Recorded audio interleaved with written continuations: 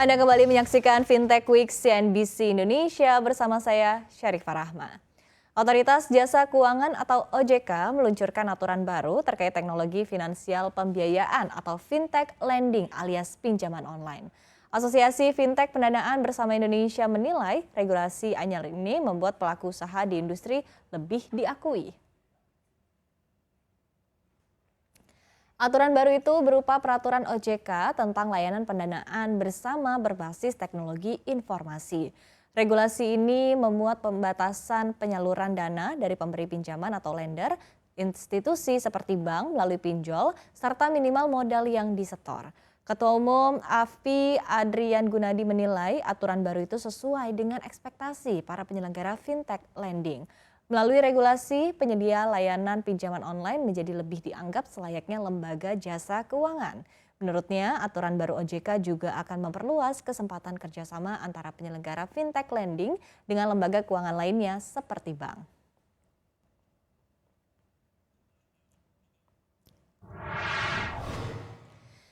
Ya, dan untuk membahas terkait dengan hal ini, kami telah terhubung bersama dengan Sekjen Asosiasi Fintech Pendanaan Indonesia atau AFPI, Sunu Widiatmoko. Selamat siang, Pak Sunu. Selamat siang, Mbak Iva. Selamat siang. Oke, Pak Sunu, tadi para kita sudah pemirsa. simak ya informasinya bahwa memang ada willingness tentunya dari pemerintah untuk terus mendukung industri digital di tanah air, termasuk dalam hal pinjaman ataupun juga pendanaan online atau fintech begitu Pak. Dan di satu sisi juga kita lihat tampaknya untuk perkembangan fintech peer-to-peer lending ataupun juga P2P lending ini juga sangat besar begitu ya di Indonesia, begitu masif untuk perkembangannya. Anda melihat sejauh ini untuk perkembangan di industri keuangan non-bank, salah satunya fintech di Indonesia seperti apa? Kita melihat bahwa perkembangan fintech lending Indonesia ini berkembang sangat cepat. Sebagai ilustrasi, selama masa pandemi, industri kita tumbuh double digit. Kalau kita lihat dengan angka 2022 sampai bulan Mei saja kita sudah tumbuh sekitar 125%. Jadi ini menunjukkan bahwa industri ini tumbuh dengan cepat. Oleh karena itu kita sangat mengapresiasi langkah OJK untuk memperkuat dari sisi regulasi untuk kegiatan usaha peer-to-peer lending ini. Oke, nah terkait dengan aturan baru dari OJK, dari AFPI sendiri menilainya seperti apa Pak? Apakah memang sudah sesuai dengan yang dibutuhkan oleh para pelaku industri begitu? Secara umum iya, kita sangat mengapresiasi karena dapat kita lihat kalau dari peraturan POJK 77 yang lalu, industri peer-to-peer lending itu bisa dianggap sebagai sandbox. Jadi ada proses 2 tahap, yaitu terdaftar dahulu, kemudian baru setelah setahun kemudian mereka bisa mengajukan perizinan apabila bisnis modelnya terbukti commercially viable. Nah, di peraturan yang nomor 10 2022 ini langsung ke perizinan, jadi sudah dianggap industri ini sudah established, sudah settle, sehingga sudah disamakan dengan industri keuangan yang lain. Jadi kita menyambut baik. Oleh karena itu, tentu saja kalau kita lihat dari ketentuan di dalamnya, ada ketentuan-ketentuan terkait compliance yang lebih ketat, sebagaimana lembaga jasa keuangan lainnya di bawah OJK. Salah satu contohnya harus ada internal audit. Jadi kan ini menunjukkan bahwa sudah berbeda antara dulu industri yang startup gitu ya untuk membuktikan bisnis modelnya menjadi industri yang sudah terstandarisasi seperti layaknya lembaga jasa keuangan ini. Oke, artinya juga ada dukungan dan juga ada komitmen dari OJK juga ya tadi terkait dengan untuk industri ini agar bisa lebih jejak lagi ya Pak ya. Tapi kalau Anda lihat apakah untuk aturan-aturan ini juga memang sudah sesuai, artinya juga sudah sama begitu dengan visi dari para pelaku usaha di industri ini, atau justru ada beberapa poin yang tampaknya agak sedikit memberatkan Pak bagi para pelaku industri?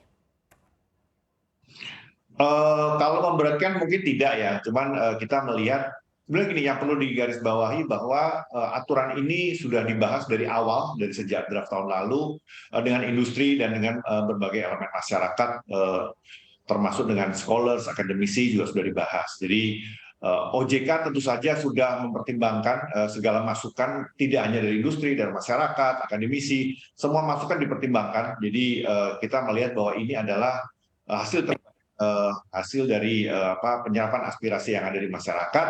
plus diskresi dari OJK sendiri terhadap apa yang dilihat. Jadi kita tidak melihat bahwa ini sesuai atau tidak sesuai, tapi kita lebih melihat bahwa ini adalah bukti concern dari OJK untuk mengkawal industri ini menjadi industri yang kuat. Oke, baik. Nah, terkait dengan tadi kami juga sempat bahas begitu ya terkait dengan untuk pendanaan dari perbankan melalui pinjaman online ini dibatasi 25%. Anda melihatnya seperti apa, Pak? Apakah memang sudah sesuai tadi sekali lagi ya dengan diskusi dengan berbagai pihak?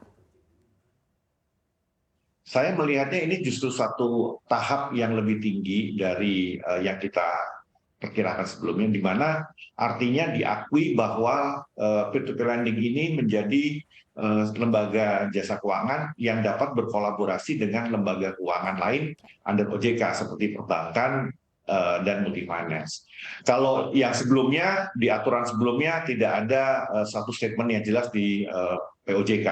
Nah, yang di sini digarisbawahi, in fact, bahwa kalau kerjasama tersebut dengan lembaga jasa keuangan, batas pinjamannya tidak 25% tetapi 75%. Jadi yang kita sangat apresiasi di sini adalah OJK benar-benar mendukung adanya kolaborasi antar lembaga yang diawasi oleh OJK untuk dapat memberikan layanan yang terbaik bagi masyarakat. Jadi ini kita sangat mengapresiasi.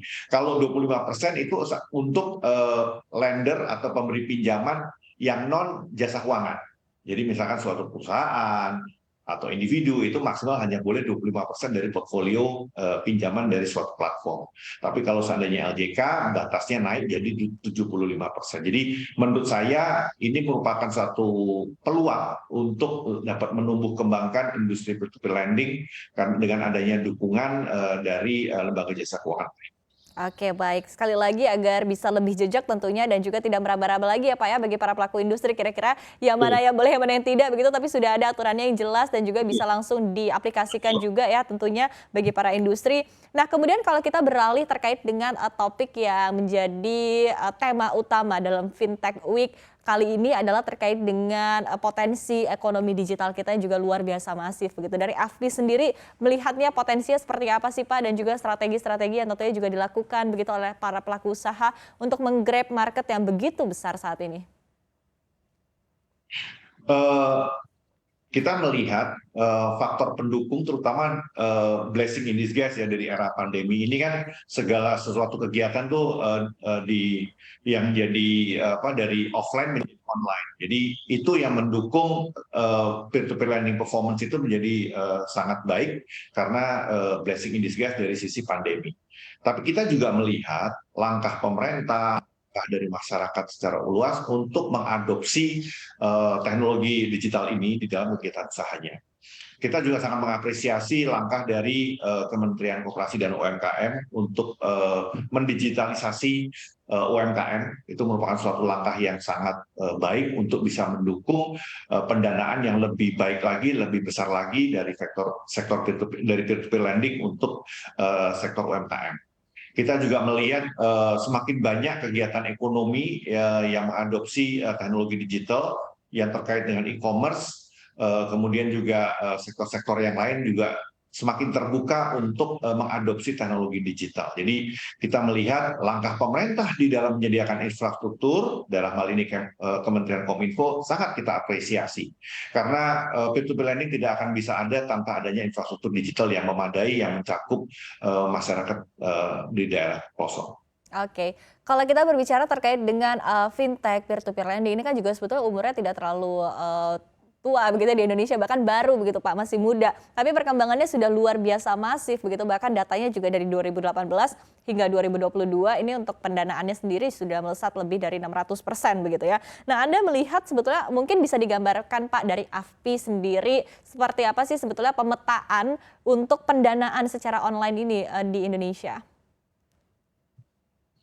Oke, kalau dari sisi lihat kita pemetaan ya, kalau misalkan dari sisi penggunaan, karena kita itu ada 102 anggota peer-to-peer lending, 50% sektor konsumtif, 50% lagi sektor produktif. Dari sisi pencairan pinjamannya juga more or less sekitar 55% untuk konsumtif, 45% untuk produktif. Jadi masih dalam region 50-50 dari sisi penggunaannya. memang harus kita akui sebagian besar dari pendanaan itu masih di Jawa dan Bali. Namun demikian dari awal baik dengan OJK maupun anggota kita agresif untuk melakukan penetrasi untuk wilayah-wilayah di luar Jawa.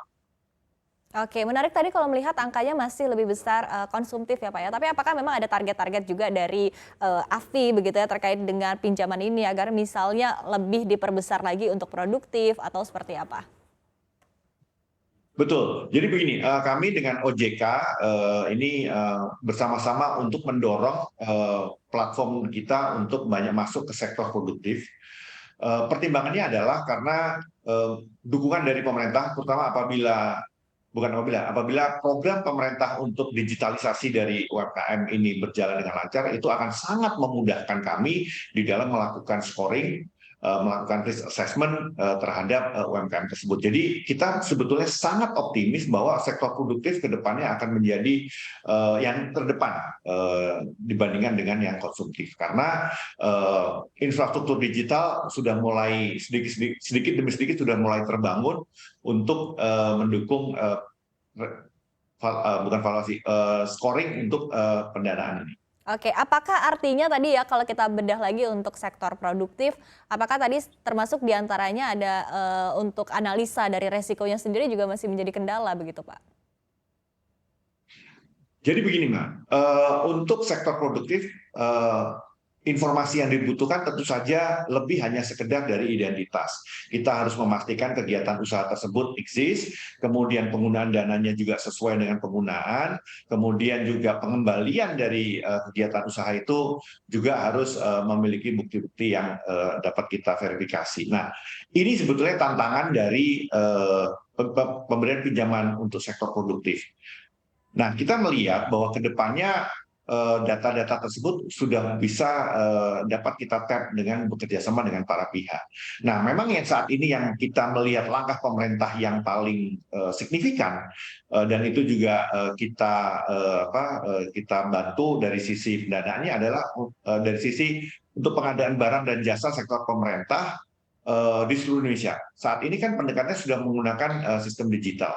Dan saat ini kita sudah mulai bekerja sama dengan beberapa pemerintah provinsi untuk menyediakan akses pemberian pinjaman untuk para pemenang penyedia jasa dan barang khususnya untuk yang kelas UMKM yang di bawah 2 miliar. Nah, itu jadi ini merupakan suatu peluang apabila ada UMKM yang ingin berpartisipasi pada dalam LTSE, tetapi mereka memiliki kendala dari sisi modal kerja, itu dapat menggunakan fintech lending sebagai alternatif pendanaan. Bisa menjadi solusi juga ya Pak ya tentunya bagi masyarakat ataupun juga para pelaku UMKM. Nah tapi kalau kita lihat Pak mungkin dari datanya ya dari TKB atau tingkat keberhasilan ya baik untuk sektor konsumtif maupun juga produktif. Ini seperti apa sih Pak dari secara angka begitu? Apakah memang ada indikasi bahwa suatu sektor baik produktif ataupun juga konsumtif ini memiliki tingkat TKB yang lebih rendah? Secara umum TKB kita in average di angka sekitar 2,3% secara industri. Kita tidak memisahkan antara konsumtif dan produktif karena yang mengumpulkan angka statistik adalah dari OJK. Nah, kita melihat bahwa ke depannya angka ini akan dapat kita turunkan dengan semakin banyak tersedianya digital data points yang dapat digunakan oleh kita untuk melakukan scoring. Dengan semakin terbukanya data untuk kita melakukan assessment, tentu saja profil resikonya akan dapat kita kurangi, kita dapat lebih menerapkan risk-based pricing di dalam pemberian pinjaman. Jadi kita melihat bahwa kedepannya TKB tersebut akan dapat diperbaiki dengan berjalannya waktu, terutama juga dengan dukungan ketersediaan data yang semakin terintegrasi oleh pemerintah maupun oleh pihak swasta dalam ekosistem digital. Oke baik, Pak Sunu ini sering sekali ya kami tanyakan kepada para pelaku industri begitu terkait dengan tantangan-tantangan yang ada terkait dengan literasi masyarakat juga tentunya untuk fintech online ini khususnya begitu ya, ataupun juga peer-to-peer online, peer-to-peer lending begitu. Anda melihatnya kira-kira sejauh ini seperti apa sih untuk literasi yang mungkin sudah dilakukan oleh AFPI begitu, hal-hal yang sudah dilakukan untuk meningkatkan edukasi masyarakat terkait dengan fintech online ini untuk pinjaman tentunya? Memang ini tantangan kita kalau beberapa tahun yang lalu Presiden mencanangkan target inklusi keuangan, kita berpendapat saat ini targetnya sudah harus bergeser kepada literasi keuangan. Karena masyarakat kita ini akses sudah ada, tetapi pemahaman mereka terhadap pinjaman, terhadap fasilitas keuangan itu saya rasa perlu kita tingkatkan, dan itu bukan hanya PR dari OJK atau pelaku layanan jasa keuangan secara umum, tapi menurut saya itu PR buat kita semua.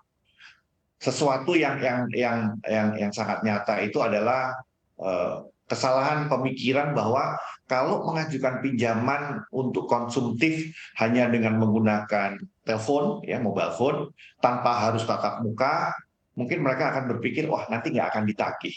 Atau kalau seandainya ditagih, mungkin tidak akan datang ke rumah, gitu kan. Benar, itu semua benar. Tetapi mereka lupa bahwa jejak digital itu tidak hilang. Pinjaman mereka apabila mereka tidak terbayar itu akan terekam di sistem FDC, Fintech Data Center kami. Dan itu akan berpengaruh pada kredibilitas dari orang tersebut ke depannya. Jadi ini yang sesuatu yang PR. Justru kita melihat bahwa fintech lending, apakah itu konsumtif, produktif, itu saya rasa merupakan suatu titik awal buat para peminjam ya, untuk membangun credit scoring, kredibilitas sebagai peminjam yang baik dari titik yang paling awal.